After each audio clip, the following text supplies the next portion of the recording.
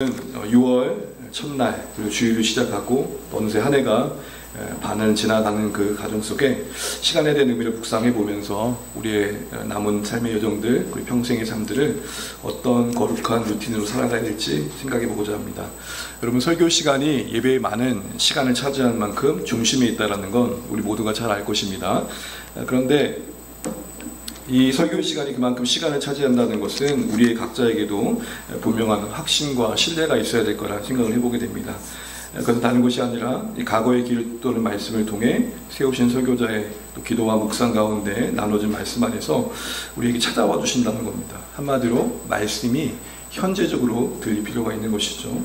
우리는 분명 과거의 이야기를 살피고 있지만 그 가운데서 말씀하셨던 하나님이 지금 여기서 Now and here 말씀하신다는 것, 그것을 우리가 다시 한번 확신하면서 이 말씀을 통해 우리의 오늘의 믿음과 순종을 격려하시는 하나님의 뜻을 우리가 충분히 누려가면 좋겠습니다. 그래서 저도 저 나름대로 최선을 다해 준비하지만 우리 사랑하는 성도님들도 주일에 이 말씀의 시간이 예배의 모든 시간은 아니지만 그래도 가장 중심에 있으니 기도하는 가운데 또 마음을 준비하시면 우리 모두에게 또 동일한 은혜로 함께 하시지 않을까 싶습니다. 그래서 다시 한번 말씀을 드리고요. 오늘 먼저 우리가 함께 생각해 볼 것들은 시간이 흘러간다는 것, 그러나 하나님 앞에 쌓여간다는 사실입니다. 너무나 뻔한 이 사실을 다시 한번 마주해야 될 만큼 우리는 현실에 파묻혀 살 때가 참 많습니다. 여러분, 시계바늘 한번 가만히 보신 적 있으세요? 째깍 돌아갑니다. 쉼없이 돌아갑니다. 그런데 더 나아가지 않고 그 자리에서 계속 맴돌아요. 그렇지 않습니까? 오전에 12시가 저녁에 12시가 되고 그 다음에 새벽에 12시가 될 뿐이에요. 근데 한 자리에서 맴돌고 있습니다. 그런데 어느새 어떻게 되죠? 오늘은 어제가 돼버리고 내일은 오늘이 됩니다. 우리의 반복되는 일상도 가만히 보게 되면 그 시계바늘을 닮았지 않습니까? 어제나 오늘이 별 다를 바 없는 것 같고, 그러다 보니까 그 루틴 속에서 무던하게 하루하루를 지나다 보면 미처 생각하지 못하고 어쩌다 한번 생각해 보면 이런 마음이 드는 거죠. 아유, 어떻게 이렇게 시간이 빨리 지나갔나. 너무 조용히 흐르다 보니까 멈춰진 것 같이 보이지만 여러분, 벌써 1월 1일 이후에 오늘이 며칠째인 줄 아세요? 152일째. 저는 그런 걸 계산하는 사람입니다. 남은 시간이 200여 개 시간 동안 보게 되면 한 절반의 시간이 가깝게 지나고 있죠. 누구도 이 시간의 흐름을 막을 자가 없습니다. 조급하다가 누군가 그 시간을 땡길 수도 없고 아쉽다고 붙들 수도 없는 것, 이게 시간인 거 우리 모두가 잘 알고 있습니다. 그런데 문제는 뭐냐면 시간이 그냥 흘러가기만 하면 좋을 텐데 그렇지 않다라는 게 성경의 교훈이죠. 우리는 시간과 함께 하나님 앞에서 우리의 존재도 흘러가고 있다는 것을 기억할 필요가 있습니다. 어제와 다른 나를 마주하게 됩니다. 어느 누군가의 노래의 가사처럼 매일 어제와 이별합니다. 어제의 젊음과 이별하게 되고 어제 우리의 시간과 이별하게 되고 만남과 이별하게 됩니다. 근데 이런 쌓여가는 이별 속에서, 지나침 속에서 하나님 앞에서 우리의 인생이 기억되어지고, 그리고 하나님은 그 사람들을 계수하고 계시다는 사실들입니다. 그래서 성경은 우리에게 세월을 아끼라라고 말합니다. 너무 많이 들어온 이 아끼라는 말은 다른 말로 말하면 값주고 사라는 겁니다. 좀 의문이 들지 않습니까? 시간이 흘러가는데 이걸 값주고 살아? 돈 주고 살아? 기회의 자원으로 삼아라? 무슨 말일까요? 그냥 흘려보내지 말고 하나님 앞에 의미 있는 것들로 채워라, 이런 말일 것입니다. 모두에게 24시간이 주어졌지만 모두가 다 의미 있게 만드는 건 아니죠. 경제적인 용어로 말하면 시간에는 기회비용이라는 게 발생하게 되어 있습니다. 기회비용이 뭡니까? 여러분 뭔가 선택을 했어요. 어쨌든 동시에 같이 할 수 없으니 어떤 선택을 했을 때 선택하지 않은 것 중에 가장 아쉬움이 나는 그 무엇이 있잖아요. 그게 기회비용입니다. 이 기회를 선택함으로 말미암아 손해볼 수밖에 없는 것 중에 가치 있는 것들이 있지요. 시간은 그렇습니다. 선택을 요구받습니다. 우리는 뭔가를 선택하면 여기까지 왔습니다. 그런데 문제는 뭐냐? 그것이 하나님 앞에 쌓여가고 있다는 것이죠. 시간과 함께 나와 함께 사라져가는 게 아니라 쌓여가고 있다는 것. 그래서 언젠가 그 살아낸 시간 속에 무엇을 담아냈었는지를 하나님은 물으신다는 것. 이게 우리가 고민하는 부분인 것입니다. 그러게 우리의 삶은 막연히 소진되어져서는 안 될 것이고, 뭔가 지나가는 시간 속에 하나님 앞에 서게 될 나를 염두한 시간 개념이 필요한 것이죠. 에베소 5장 16절 17절에도 아끼라고만 말하지 않고, 그래서 뒤에 보시면 뭐라고 되어 있습니까? 오직 주의 뜻이 무엇인가 이해해라. 근데 막연한 열심을 말하는 게 아닙니다. 시간을 아끼라 그러니까 쪼개는 짜투리 시간을 잘 써먹어라 이런 말이 아닐 것입니다. 그 살아낸 시간 속에 무엇을 담아내고 있냐 할 때 그게 주의 뜻이 기준이 되어야 된다는 겁니다. 조금 더 구체적으로 보게 되면요, 여러분 고린도전서 3장 10절 15절 말씀, 긴 말씀인데 이걸 염두하고 가만히 한번 묵상하면서 우리 함께 읽어보면 좋겠습니다. 세 번역으로 준비했는데요, 같이 한번 읽어볼게요. 시작.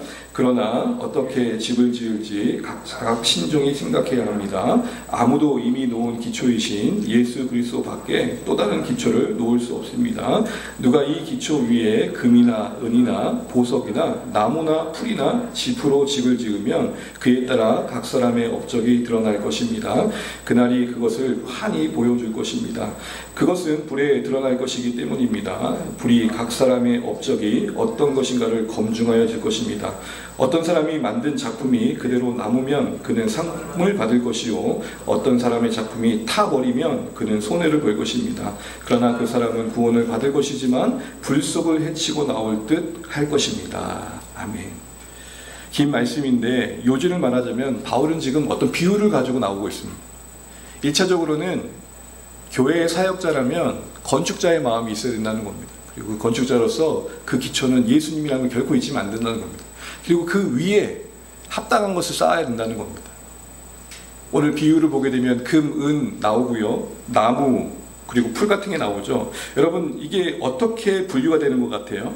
금과 은과 보석은 쉽게 탑니까? 아니면 덜 쉽게 타지 않습니까? 쉽게 타지 않죠. 나무와 풀은요 쉽게 타죠. 훗날에 하나님이 불로 우리를 심판하실 때 타버리고 없을 것들 쌓지 말라는 겁니다. 애써 쌓는데 하나님 앞에 섰을 때 사라질 거 말고 남을 거 쌓으라는 겁니다.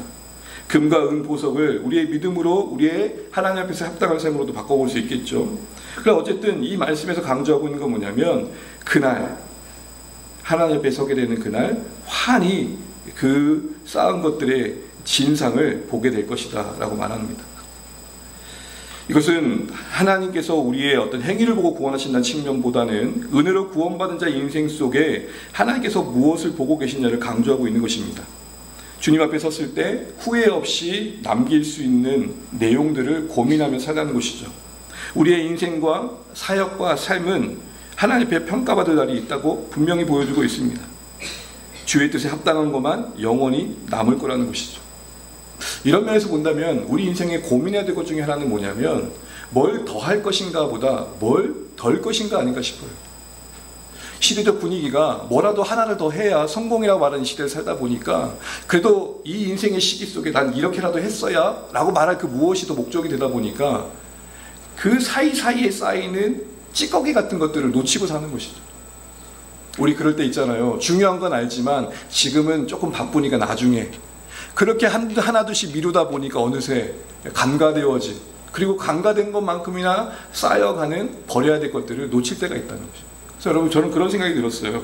정말 우리가 하나님 앞에서 이런 바른 시간 개념을 살아갈 때 분명 더해갈 것도 있겠지만 어쩌면 오늘 우리 시대 속에서는 덜 것이 뭔가 생각을 더 많이 하게 됩니다. 쌓기 위해 뭘 더 쌓을 것인가 아니라 남기긴다면 뭘 덜어야 남길 수 있겠는가 생각들이 드는 것이죠. 자, 이런 개념에서 그렇다면 우리는 그 예수님의 기초 위에 합당한 삶을 살아간다면 그게 뭘까라고 고민하다가 예수님의 그 첫 기적이 좀 떠올랐습니다. 무엇 하든 이 요소가 빠지지 않으면 무엇 하든 무엇 쌓아가든 이 요소가 빠진다면 남을 수 없겠다라는 측면인 겁니다. 사역을 하든 여러 일들을 하든 그 안에 이게 빠지면 남을 수 없겠다라는 거예요. 여러분 오늘 본문을 보시게 되면 갈릴리 가나 혼인잔치의 첫 표적이 소개되고 있습니다. 너무 유명한 사건이죠. 11절을 보게 되면 예수님이 그 표적을 첫 표적을 행하셨다라고 소개하고 있습니다. 어떤 내용입니까? 혼인잔치에 포도주가 떨어지고 그래서 물로 포도주를 만든 사건입니다. 그런데 여러분 표적이라는 의미를 좀 생각해 볼 필요가 있어요. 여러분 표적과 기적은 같을까요? 틀릴까요?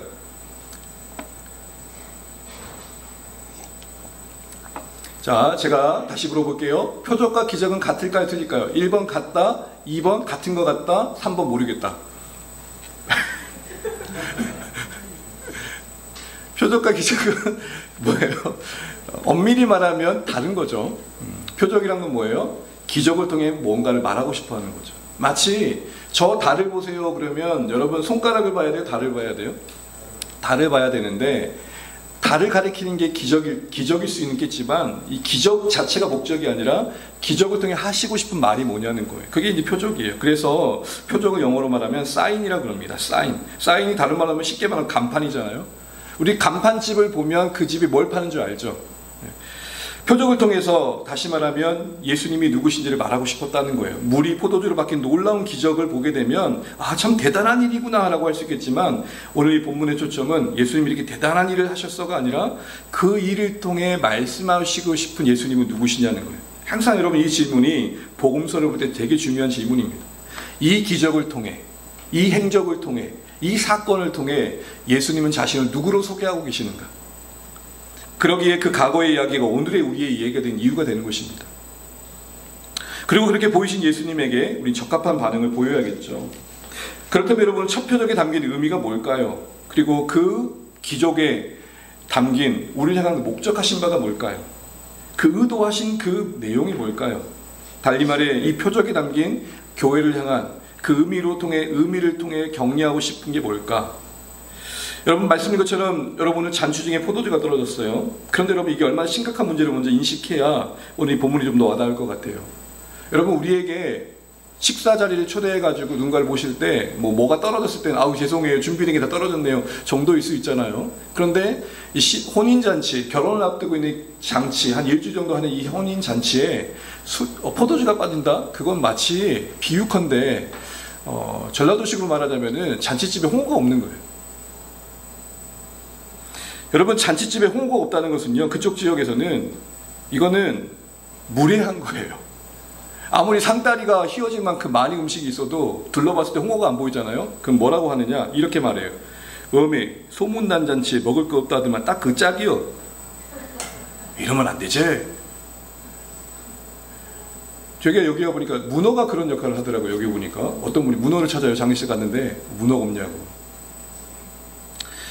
무슨 말이냐면, 포도주가 떨어졌다는 것은 잔치집이 더 이상 잔치집이 될 수 없는 아주 핵심 요소가 빠져버리고 만 거예요. 이거는 잔치를 준비한 연회장이나 그 주인공인 그 남녀에게 투치였어요.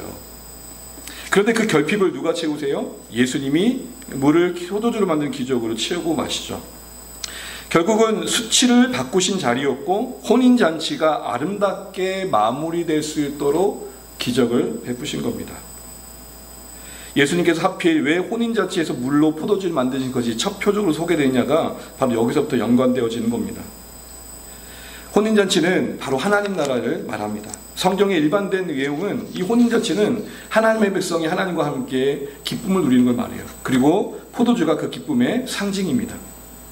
세번역번 이사야 61장 10절을 보게 되면은 신랑에게 제사장에 간을 씌우듯이 신부를 패밀로 단장시키듯이 라는 표현으로 결혼의 이미지를 가져오고 있습니다. 그런데 그 뒤에 설명되는 게 뭐죠? 그게 구유의 백성이 구원받고 기뻐하는 장면들이죠.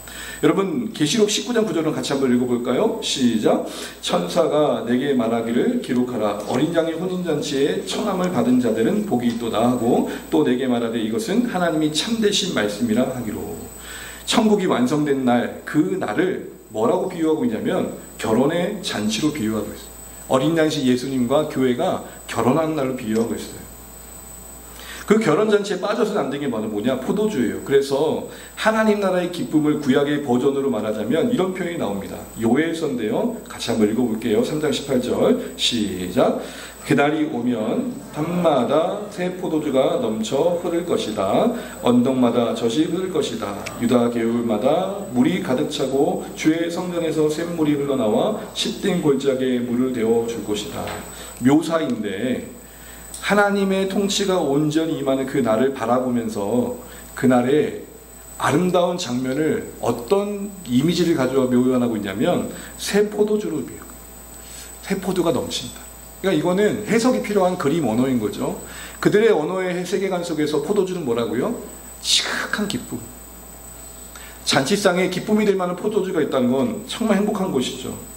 정리해보면요, 오늘 결핍의 자리에, 수치가 될 자리에 물을 포도주로 만드셔서 결혼식을 완성하신 이 예수님의 기적의 행위는 어떤 의미를 담고 있느냐?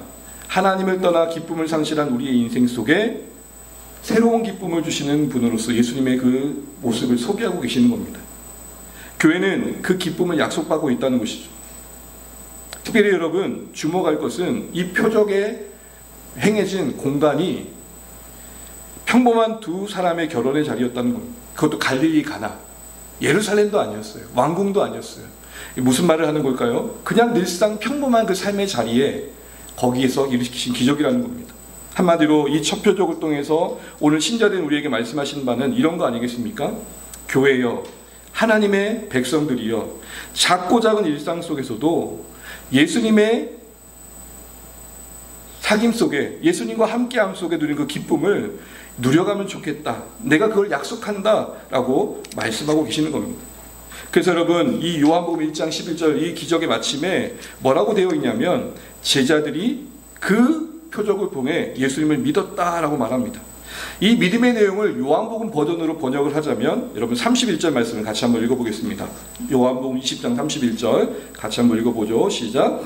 오직 이것을 기록함은 너희로 예수께서 하나님의 아들 그리스도이심을 믿게 하려 함이요 또 너희로 믿고 그 이름을 힘입어 생명을 얻게 하려 함이라. 오늘 이걸 기억하시면 좋겠어요.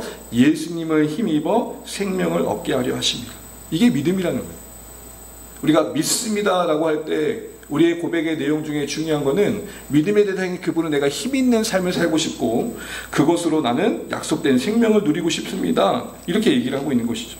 더 풀어보자면 예수님을 더욱 신뢰하고 그래서 내가 만들 수 없는 구원을 얻고 구원받은 이후에도 예수님 안에서 하나님과 교제하며 풍성함을 누리는 삶을 기대합니다. 이게 오늘 첫 표적을 통해 우리에게 준 도전인 것입니다.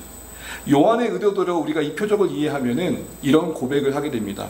이런 예수님이라면 나 이 예수님과 동행하고 싶습니다. 수치와 부끄러움이 우리의 인생 속에 찾아올 때에 그거를 넉넉히 이기게 하시는 기쁨으로 우리를 붙드시는 예수님이 우리의 구원자시라면 내가 그분과 동행하고 싶습니다. 아니요, 그분과 동행함으로 그런 기쁨을 내 삶에 채우고 싶습니다. 이렇게 고백되는 것이겠죠. 여러분 우리의 삶을 이 표적 앞에서 두고 다시 한번 비춰보면 좋겠습니다. 사실은 포도주가 떨어진 것은 그 집만의 문제가 아니라 우리의 문제이기도 해요. 우리가 일부러 우월하고 싶고 일부러 괴롭고 싶어서 괴로운 게 아니잖아요. 찾아오는 여러 일들이 우리를 무너지게 할 때가 얼마나 많아요. 고통스러운 삶을 일부러 살고 싶은 사람은 아무도 없습니다. 그럼에도 불구하고 기대했던 기쁨과 행복을 이어간다는 게 만만치 않아요. 살아가다 보면 어떤 기쁨의 감정이 계속해서 이어지기보다는 어떤 상황들로 인해서 그 슬픔과 분노로 그 기쁨이 상실될 때를 경험하게 됩니다. 여러분 하루를 두고 봐도요. 아침에 오랜만에 그래도 선선한 공기를 쐬면서 교회에서 기도하고 하루를 밝게 시작하려고 교회 문을 열고 나가는데 어떤 게 전화가 오는 거예요. 그 일 끝냈냐고. 아차. 어제 끝냈어야 할 일을 못 끝낸 거죠. 이런 당황스러운 일들이 펼쳐지면 아침에 기도했던 그 소망의 마음들은 어떻게 돼요? 순간 사라지죠. 궁질로 내몰리는 여러 상황들 속에 견디지 못하는 상황들이 계속되다 보면 지치기도 합니다. 어느새는 은혜로 넓어졌다가도 그래서 누군가를 상대방을 한없이 용서해 줄 것 같기도 하다가도 언제 어떤 일들로 인해서 마음이 금세 좁아지기도 하죠. 우리의 가정과 일터와 신앙의 현장에서 내 감정이라든지 맺고 있는 관계라든지 찾아오는 사건들 속에서 언제나 기대했던 기쁨만 머무는 건 아니라는 것을 우리가 알고 있습니다. 마치 오늘 혼인잔치집에 포도주가 결여된 것처럼 우리의 모습도 그럴 때가 있습니다. 이럴 때 오늘 예수님께서 하시는 말씀이 뭐냐? 그 결핍을 채우시고 새 포도주로 상징되어진 기쁨을 주시는 그 예수님을 의지하고 그분과 동행하라 이 얘기를 하고 계시는 겁니다. 예수님에서 맛보는 그 새 포도주의 기쁨을 누리면 좋겠다라는 겁니다. 예수님 안에서 맛보는 그 새 포도주의 기쁨을 누린다는 건 뭘까요? 나 홀로 있지 않음을 기억하는 것입니다. 나만 고민하고 있는 게 아니라 주님도 이 자리에 함께하고 계시다는 거 잊지 않는 거겠죠. 모든 것의 모든 것 되신 주님께서 내 인생을 주관하고 계시다는 걸 잊지 않는 거겠죠. 여러 상황들과 경황들 속에 그 주님을 모셔드리는 것입니다. 이 예수님 안에서 누리는 기쁨이 오늘 성경의 약속대로 보자면 우리가 버겨워하는 그 어떤 짐보다 더 크다라고 말하고 있기 때문입니다. 이사야 시편 4편 7편을 우리 같이 한번 읽어보면 좋겠습니다. 시편 4편 7절 세 버전뿐인데 같이 한번 읽어보죠. 시작. 주님께서 내 마음에 안겨주신 기쁨은 핵 곡식과 새 포도주가 풍성할 때에 누리는 기쁨보다 더 큽니다. 집에 곡식이 쌓여있고 넉넉한 것들이 있다 할지라도 하나님 안에서 내 마음에 채워진 기쁨과 비교해보면 비교도 안 됩니다. 이렇게 얘기하는 겁니다. 여러분, 세상 살다 보면 우리에게 즐거움이 되어지고 눈에 좋아 보이는 것들이 부지기수예요. 그렇지 않습니까? 그런데 그것이 우리에게 주는 만족이라는 게 얼마만큼 갑니까? 경험치로 우리가 알고 있지만 영원하진 않은 건 분명합니다. 그런데 오늘 성경은 오늘 우리에게 뭘 말씀하시느냐? 구원자 되신 예수님과의 사귐, 그 안에서 누리는 기쁨은 분명 인생의 여러 길들을 지나면서 겪는 여러 공고함과 결핍 속에서도 넉넉히 이기게 하신 힘으로 작동한다라고 말하고 있는 것입니다. 하나님이 우리 마음에 주시는 기쁨은 더 크다라는 것은 나의 기쁨을 빼앗는 것들로부터 나는 기쁨을 지킬 수 있다라고 얘기하는 겁니다. 그렇다고 해서 이 기쁨이라는 게 마냥 웃고 있는 것만은 아닐 것입니다. 여전히 절망감이 있고 낙심이 있고 억울한 감정이 힘들지만 그걸 넉넉히 이겨낼 힘이 주어진다는 거예요. 불평을 감사로 바꿉니다. 어쨌든 한 걸음도 내리는 인내를 품게 합니다. 불행까지도 다시 한번 해석할 수 있는 안목을 갖게 하는 것이죠. 여러분, 이런 영혼의 기쁨을 힘입어서, 예수 안에서 힘입어서 우리의 인생의 길들을 잘 지나가고 그렇게 분투했던 삶의 이야기를 안고 하나님 앞에 서기를 원하시는 겁니다. 여러분이 영화를 만드는 연출가라고 한번 생각을 해보시죠. 연출가 입장에서 배역을 배당할 때 이 사람이 주인공에 딱 적합하겠다고 각자의 필요한 역할을 배양할 거 아니에요? 여러분, 만약에 그렇게 등장씬이 많지 않은 조연의 역할을 부여받았다고 생각해 보세요. 시나리오대로 본다면 여기서 멋지게 죽어야 돼요. 그게 영화를 살리는 거예요. 그게 연출가의 의도이고 그래야 작품이 살아요. 그런데 이번 한 번 나오고 나는 안 나온다는 마음에 이러면 내가 너무 아쉽다 싶어서 죽어야 되는데 하고 죽었다가 하고 그러면 영화가 자기는 살지만 영화는 뭐예요? 죽는 거예요. 그럼 연출가가 뭐라 그래요? 컷하는 거예요. 아니면 편집하든지. 우리에게 주어진 역할은 우리가 선택할 수 없는 여러 운명처럼 여길 때가 많아요. 그런데 하나님이 보시는 역할은 관심은 뭐냐?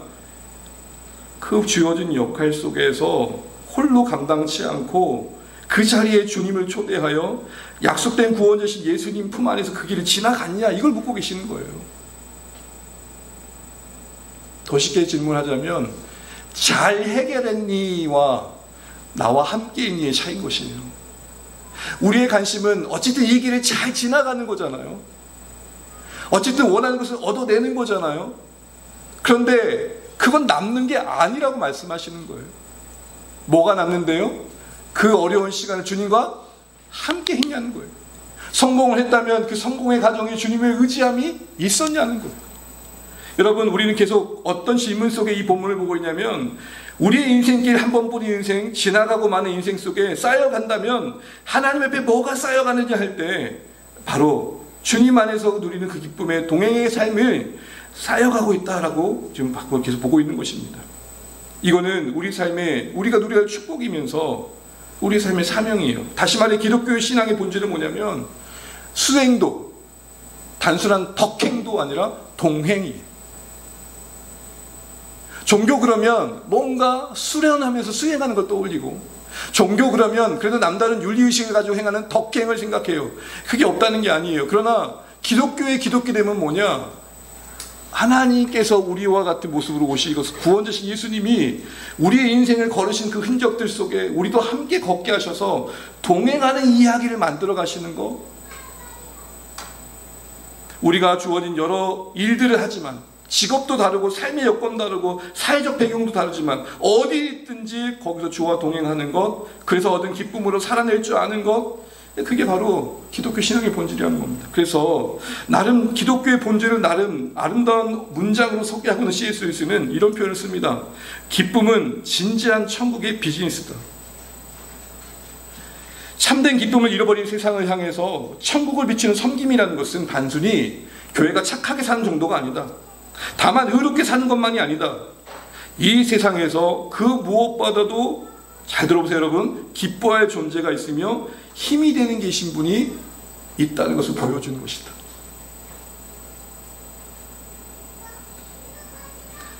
우리가 그냥 단순히 잘 되어 얻어진 것들을 가지고 하나님께 영광 돌립니다라는 차원의 문제가 아니라 그 어떤 성공도 때로는 그 어떤 실패도 우리와 동행하신 구원자신 예수님과 함께하는 이 기쁨을 빼앗을 게 없습니다를 보여줄 줄 아는 고백과 삶과 표정이 오늘 기독교 신앙의 본질을 제대로 아는 신자의 삶의 모습이라는 것입니다. 사랑하는 주안에 가는 여러분, 너무나 뻔한, 너무나 당연한, 어쩌 들으면 에게라고 할 만한 예수와의 동행의 삶을 점검해 보시면 좋겠습니다. 여러분, 예수님과 동행하는 시간들을 여러분 삶에 채워가고 계신지 돌아보면 좋겠습니다. 그것이 근원이 된 삶의 고백과 순종과 섬김이 있는지를 다시 한번 되짚어 보시면 좋겠습니다. 우리의 존재는 보이지 않는 천국을 우리 생에 담아내어 보여주는 한 통의 편지와 같다라는 거 잊으시면 안 되겠습니다. 내 성공을 통해 하나님 영광 받으시는 것은 여러분, 제가 이렇게 리얼하게 말합니다. 굴합니다. 어떤 무대에 서가지고 좋은 일을 받고 아름다운 성취라는 건 축하할 만한 일입니다. 그런데 그것 때문에 하나님 영광 받으시다 그런다는 것은 여러분, 하나님은 너무 모르시는 겁니다. 반대로 아무도 알아주지 않는 무대에도 아닌 그 구석진 곳에서 흐느끼면서 하나님이 제 인생의 주인 되심을 고백하고 그 하나님과 동행하며 버겼지만 이겨낸 하루하루로 그 절망스럽고 누추한 생애를 채워가는 인생들은 하나님께서 보실 때 잘 살았다, 착하고 충성된 자가 하신다는 게 기독교의 본질입니다. 그러므로 여러분, 이런 관점에 우리 한번 돌아보시죠. 혹시 너무 우리 일희일비하고 있지 않나요? 흔들 수 없는, 빼앗을 수 없는 기쁨의 근원이신 예수님이 우리 안에 계시다고 할 때 우리 너무 보여지는 것에, 들려지는 것에, 느껴지는 것에, 찾아온 것들에 너무 일희일비하지 않나요? 좋을 때는 하늘 닿을 듯 천국인 것처럼 살다가도 잠시만 문제가 풀리지 않으면 지옥처럼 하루를 살아가고 있지는 않냐는 거예요. 기쁨의 비밀이신 예수님을 우리 인생 속에 누리고 있다면 나타낼 수 없는 삶의 모습들을 우리가 안고 있지 않는가 싶은 거죠. 그런 것을 여러분 점검해 보세요. 우리의 일상과 모든 상황 속에 예수님을 초대하고 있는가? 여러분, 오늘 본문을 다시 한번 보세요. 포도주가 떨어진 이 수치와 불명예와 이 절망스러움, 이 부부 입장에서는 얼마나 이거 수치예요. 낙인 될 거 아니에요. 평생 야, 쟤네들은 결혼식 한다 치고 포도주가 떨어졌다더라. 태그처럼 따라붙을 그 낙인을 들을 수 있었던 수치. 그런데 그 자리에 그 모든 걸 극복할 수 있는 유일한 이유는 한 가지, 딱 한 가지였어요. 누가 계셨다는 거예요? 예수님이 거기에 계셨다. 이 단순한 원리가 능력이 되는 것입니다. 우리 일상에 예수님이 초대되어지시기를 간절히 축복합니다. 예수님을 매 순간 초대하는 건 뭘까요? 그 예수님을 생각하는 것. 예수님을 생각한다는 건 뭘까요? 예수님이 이 상황 속에서 어떻게 하셨을까? 나에게 뭘 원하실까? 예수님이 이 상황 속에 내 마음가짐이 어떠하기를 기대하실까? 예수님이 이 상황을 지날 때 어떻게 하셨었지? 의식하고 생각하고 대화하며 그 자리에 초청하는 겁니다. 여러분을 무너뜨릴 것 같은 힘겨운 짐, 그 아래 홀로 있지 않고 예수님을 초대하여 그 상황을 함께 해석하고 예수님의 안목으로 품을 각오를 해가는 것입니다. 그래서 염려와 근심으로 흔들리는 마음을 붙잡고 파도와 같이 맹렬한 기세로 우리를 흔드는 모든 생각들로부터 우리를 지켜가는 것입니다. 현대인 성경의 히브리서 12장 2절 3절을 보시게 되면 고난 중에 흔들리는 성도들에게 뭐라고 권면합니까? 예수님을 바라보십시오. 예수님을 생각하십시오. 이런 뻔한 답을 하고 있어요. 이게 답이라고? 그런데 이게 답이 되는 걸 경험해 보시면 좋겠어요. 여러분, 제가 칼럼을 썼지만요, 번역가 오늘 거기에 보시면 김명남이라는 분이 소개되잖아요. 우연히 이제 칼럼을 보다가 쭉 다 감동이 됐는데, 좀 이렇게 교훈이 돼서 칼럼을 옮겨 썼는데요. 이분이 18년간 5만 쪽이라는 책을 쓸 때는 대단한 번역의 분량 아닙니까? 책에 엄청난 번역을 한 거예요. 주로 과학책을 번역하는데 이분의 인터뷰 내용 중에 하루에 길게는 12시간, 하루에 9시간을 번역의 시간을 쓴다는 거예요. 그게 어떻게 가능하냐, 그 유지가. 단순한 원리 하나를 평생 지켰다는 게 뭐예요? 40분 번역하고 20분은 반드시 쉰다. 여러분, 이게 쉬운 것 같죠? 절대 쉽지 않아요. 제가 한번 해봤거든요, 어제. 40분 동안 가만히 앉아있는 것도 힘들고 핸드폰을 우연히라도 보고 있는 거예요. 왜요? 알림이 뜨니까. 결제 알림이 뜨고 뭐가 다 뜨니까 뭐예요? 우리는 또 봐요. 40분 동안 거기에 집중하고 끊고 20분 동안 쉬는, 이거 쉽지 않아요. 애게할 게 아니라고요. 여러분, 뭐든지 전문가들이 이게 요령입니다 말할 때 그렇게 쉬운 걸 하지만 막상 몸으로 해보면 어때요? 똑같은 원리로 예수님과 동행하는 게 이 버거운 인생길을 살아낼 능력이고, 우리의 지난한 시간을 지나 쌓였던 이야기를 가지고 하나님 옆에 남을 수 있는 삶의 원리입니다라고 말을 해도 에게 그거밖에 안 돼. 에게 그거면 되는 거야? 뭐 특별한 비법이 있는 것처럼. 아니요, 여러분. 예수님과 동행하는 삶의 이 루틴, 이것이 우리 인생의 행복을 가꾸는 거룩한 루틴으로 우리 안에 깊이 자리매김할 때 여러분 상상할 수 없었던 삶이 펼쳐져 가는 거예요. 어쩌면 저 자신을 볼 때도 그렇고 스스로 무너질 때는 언제였냐? 예수님 없이 그 시간을 지날 때. 이런 도전 앞에 우리가 오늘 본문을 보면서 점검해야 할 한 가지를 제가 보게 되었습니다. 그건 다른 것이 아니라 오늘 예수님이 물을 포도주로 만드는 과정 속에 순종했던 하인들에게 말씀하셨던 게 뭡니까? 물 항아리에다가 뭘 담으라고요? 물을 아기까지 채운 뒤에, 돌 항아리 물을 아기까지 채운 뒤에 그 물을 가져다 주라고 했죠. 여러분, 이런 질문 안 드세요? 절차상 물을 가지고 여기 항아리에 부었다가 또 다시 그 항아리에서 그 물을 가지고 가져다 주는 것과 곧장 어디선가 그 물을 가져왔을 거 아니에요. 그 물을 가지고 그냥 가가지고 던져준 거, 어떤 게 더 뭔가 원리적으로 신속하겠어요? 굳이 그러니까 이걸 거칠 필요가 없는데 거쳤다라는 거예요. 그러면 굳이일까요? 아니에요. 여러분, 요한복음은 나중에도 보겠지만 유대인의 배경을 염두하고 있어요. 유대인들에게 가장 중요한 건 정결의식이에요. 그 규칙을 지키는 거예요. 그게 생명이라고 여겼어요. 그것과 예수님을 지금 대비하고 있는 거예요. 6 돌 항아리는 뭘 상징하냐? 정결주리로 쓰였던 그 물은 바로 율법을 상징해요. 어떤 행위를 상징해요. 거기에 물을 손을 씻고 예식에 참여하는 거죠. 그런데 여러분, 그거 아세요? 예수님이 돌 항아리에 관여하시기 전까지는 이 돌 항아리에 있는 물은 전혀 그 잔치집의 포도주의 결핍을 채울 수 없었어요. 그런데 이 돌 항아리의 물이 예수님이 관여하시자, 개입하시자, 그건 생명의 물이, 생명을 살린 포도주로 바뀌었어요. 자, 여러분, 우리에게 비교해 볼까요? 우리에게 돌 항아리, 정결 교리로 상징되어지는 게 뭘까요? 기독교 신자로서 찾아다니고 행하고 있는 신앙의 행위들 아닙니까? 주일마다 예배드리고 말씀 보고 기도하고 우리의 신앙의 형식과 행위들일 것입니다. 그게 예수님과 무관하면요, 그 안에 예수님의 사귐이 없다면, 예수님의 동행하심이 담기지 않는다면 아무리 가득 채워도 나눠줄 포도주가 없는 돌 항아리일 뿐인 거예요.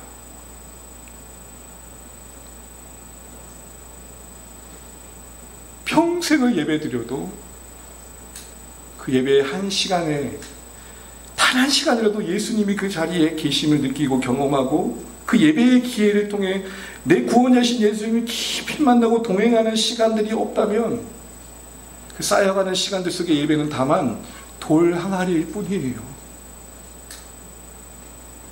그러나 예수님이 관여하시자 그 돌 항아리는 생명샘이 돼요. 포도주를 만들어요. 사랑하는 주안의 가족 여러분, 그런 의미에서 우리 예배를 한번 점검해 보시죠. 제 논리는 이렇습니다. 우리는 지금 일상 속에서 주와 동행하자고 했어요. 그런데 이런 마음이 들 거예요. 알겠는데 이게 왜 잘 안 될까? 저는 예배에서부터 문제라 생각해요. 여러분, 제 옷을 지금 이게 오늘은 풀지 않을게요. 첫 단추를 잘못 끼면 어떻게 돼요? 나머지도 비틀어지게 돼 있어요. 하나님이 우리의 삶의 리듬을 만드실 때 창조의 원리를 보게 되면 일주일에 하루를 쉬게 하신 것처럼 타락한 세상 속에 구속하시는 가정 속에 우리에게 부여하시는 이 주일의 예배는 그런 원리예요. 그래서 이 시간 우리가 하나님을 깊이 예수님과 동행하는 예배가 되지 않으면, 그냥 예배만 드리고 예수님과 동행함이 없다면 주중의 삶의 예수님과 동행함이 사실 쉽지 않다는 거예요. 우리 예배가 그런 의미에서 때우는 예배가 아니라 하나님과의 만남으로 채우는 예배가 되시기를 바랍니다. 때운다는 게 뭐예요? 때운다는 게 뭐죠? 밥 좀 먹었어? 아니 그냥 간단하게 그냥 간식을 때웠어.